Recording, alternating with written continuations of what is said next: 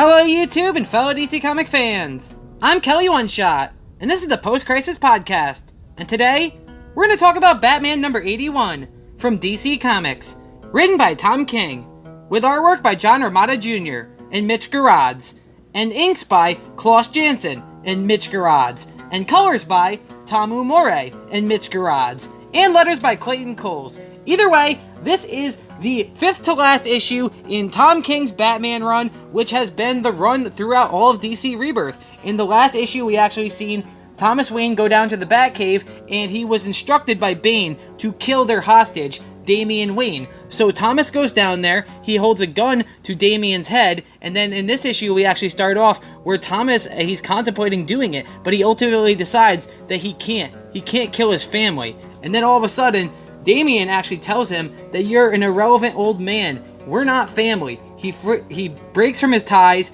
flips around, lands down, and he says the butler was family. Father is family. And them?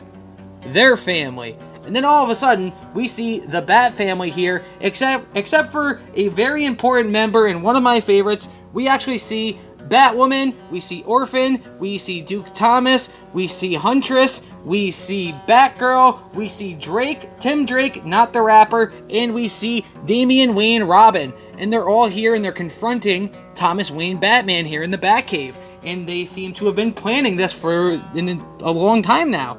And then we actually go to Catwoman and Batman is telling her how a part of his training to his kids was in each blow and each strike that they were able to read actions, and through that they were able to interpret the meaning of those actions, because that's just a part of how he trained him. And he says that after he woke up from Arkham and he saw how empty everything was after the dreams during the Nightmare saga, he realized how far behind he was. He knew Bane had a weapon that he couldn't defeat. Someone or something impossibly strong, impossibly fast, who could see anything. Someone capable of getting past the defenses that he designed to take on the Justice League if he ever needed to. Gotham Girl. And that they were right in plain sight. He said that the blow that he felt during his attack by Bane sent a message to the Bat family to go quiet, to switch to other more secure communication means, and in the meantime, he would pursue Bane, knowing he would be defeated. And he wanted them to break him. He wanted the villains to see that he was broken, so that he might discover a way to defeat them outside of their watching eyes. So he's saying that this is kind of a plan that he had all along, that he knew he was going to face Bane at Wayne Manor, and he knew he was going to lose, and he knew that because of that they would think that he was broken. He then said how the villains would think that he had this weakness, but ultimately he says that strength in recognizing your own position, your own weakness, then adjusting and reimagining so that weakness becomes your power. And he ultimately said that he was going to show how weak he was to the villains, so that way they would never suspect, they could never think that he could be unbroken. We then actually go back to the Batcave, where Duke Thomas actually has a headlock around Thomas Wayne, and he tells them that after Damian let them all in and told them what happened about Alfred, but we still don't know how confirmed that is about Alfred, he said that the family had a debate on whether they should tell Bruce what he had done. That a bunch of us thought that the right idea would be watching Bruce take out his anger, watching him bleed and beat Thomas Wayne to death. But the other group said that we should tell Bruce, that he should hear it in person, so the family can help him deal with that anger and that pain. And he said, besides, we have anger, we have pain, we have reason to let out and want to bleed you too, Thomas. So they just beat the crap out of Thomas Wayne Batman. The whole family, minus Dick Grayson, beats the crap out of the Bat family because he's off being Rick Grayson and stuff with his grandfather. Whatever. Anyway, it ultimately came down to Orphan, and she actually looked up and all she said was Alfred. And so that settled it, and they decided to beat the crap out of him. We then actually go to Bruce and Selina as they're just fighting people throughout Gotham City, and Batman says how he crawled out of the pit, but he didn't return to the city. That it was the only way, that it hurt him more than getting his back broken, but the answer wasn't there in the city. Gotham Girl never knew the origin of her power. And after everything, after he fought and took down Bane way back when in the early parts of the Tom King run, and he sent Gotham Girl off to train, he actually sought out and discovered where that power came from, where her brother Gotham got that power from, that it was actually an extremely rare form of Bane's venom, and Bruce used his resources to track this down and to try to eliminate all of the supply of that venom. And he did it except for one sample that he kept for himself, so he could potentially do for experimentation somewhere down the line. And he hid that dose somewhere that no one could see, someone that he knew he could trust forever. He hid it with his old mentor, the Memory of the Mountain. And he knew that if Gotham Girl was using her powers, that it would weaken her. So if her supply of her powers was also cut off, that eventually they could go in and strike and make their move, because Gotham Girl is getting increasingly less strong.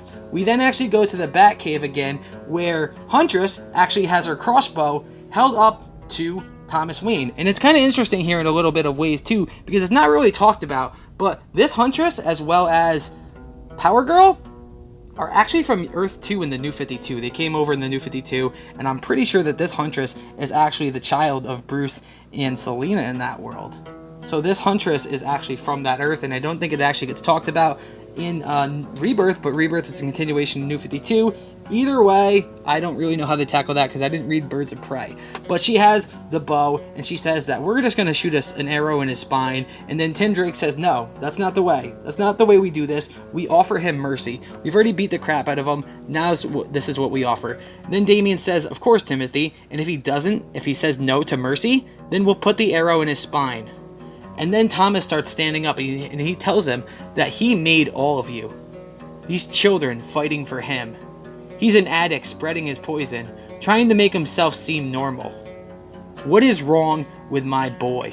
And he says that enough is enough, ultimately. And he's saying that Bruce has created this family that think like him and feel like him so he can feel normal about himself. And the Bat family actually decides to attack Thomas as he's standing up and he's trying to attack them back. But guess what? He stabs Drake right in the stomach with an arrow. And then we actually go to Selina and Bruce again. And Bruce actually says that even though he left the city, he didn't leave it unattended, that he left a caretaker here to watch over and report back to ensure that the worst didn't happen and wasn't realized. A man who wouldn't be seen, who could take advantage of the small crack in Bane's system, and that his attempt to control someone he couldn't control. So he sought out the help of Basil Carlo, Clayface, which Clayface was actually turned a good guy, and he was heavily involved in James Tynion IV's Detective comic run at the beginning of the DC Rebirth, which did cross over slightly with the Tom King run during like Night of the Monster Men and stuff like that. But then we actually go back and we see that Thomas is just beating up the Bat family. He takes down Barbara, he takes down Orphan, he takes down Batgirl, he kind of just takes them all down.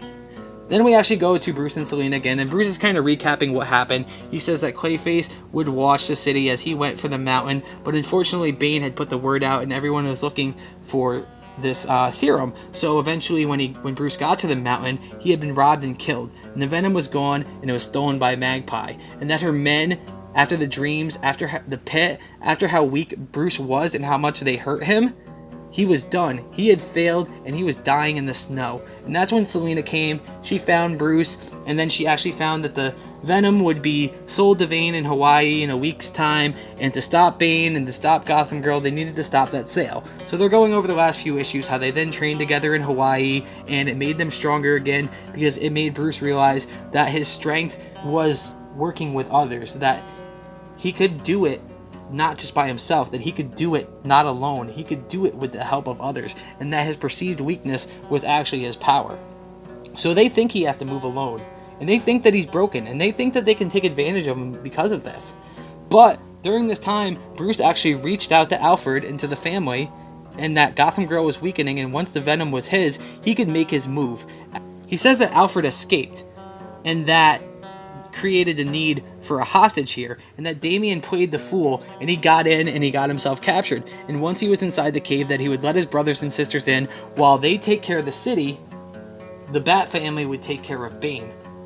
Now this does imply here that Bruce thinks that Alfred is safe and that Alfred is secure, and that he sent Damian in because of this, but the way the Bat family's talking, it seems as if Alfred really did die. So we really don't know Alfred's fate yet going forward. We then actually return to Gotham in the Wayne Manor, where Thomas Wayne kind of walks out of the clock, and seemingly he's covered in blood. And he takes off his cowl, and he calls for the ventriloquist, for Wesker, and he says, "Yo, I'll have some tea now." And then he just takes off his cowl.